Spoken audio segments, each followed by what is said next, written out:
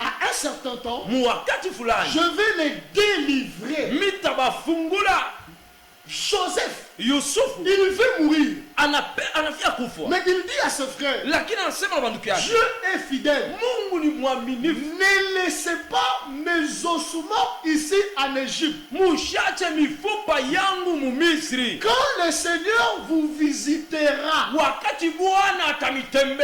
prenez mes ossements pour les amener en Canaan. Je répète encore.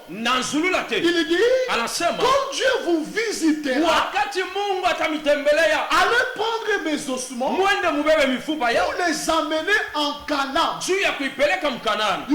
Joseph avait l'espérance que Dieu est fidèle.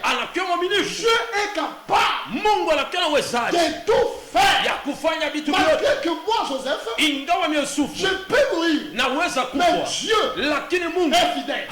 Je dis à une personne, là où tu es, quelle que soit la situation, quel que soit le problème que vous avez, Dieu est fidèle par rapport à sa parole, par rapport à ses promesses. Ce que Dieu a dit, certainement, Dieu va l'accomplir. Je dis encore, Dieu est fidèle. Ce qu'il a dit, notre foi en Jésus n'est pas vaine. Par ses maîtrisures, nous sommes guéris, nous sommes sauvés. Si tu es malade, la Pâque nous donne l'espérance que Dieu est fidèle par rapport à sa parole.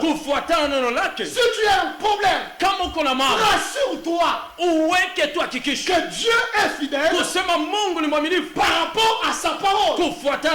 Si tu as des combats, Dieu est fidèle.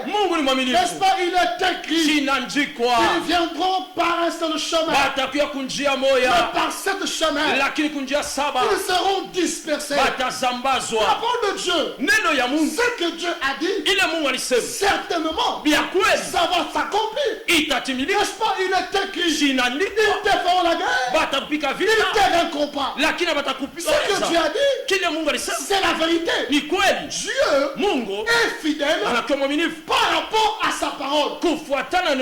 Dieu est fidèle par rapport à ses promesses. Dieu est fidèle par rapport à ce qu'il a dit.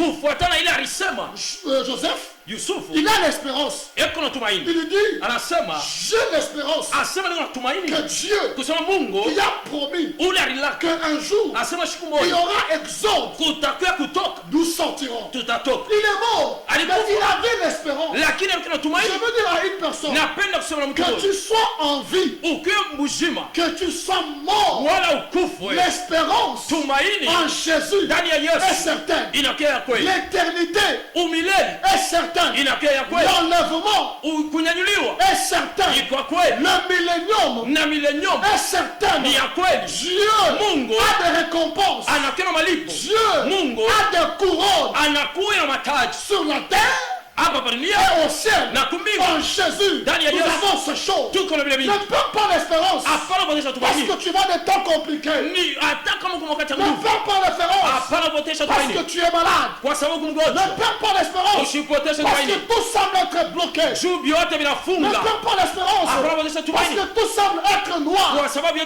Ce qui est vrai, et en Jésus, il y a de l'espérance. Dieu est fidèle par rapport à sa parole.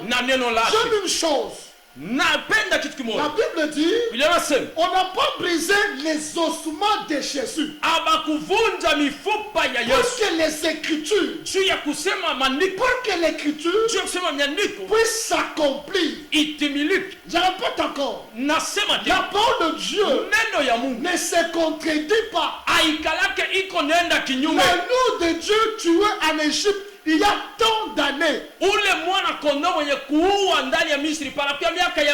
Mais cette prophétie de l'Écriture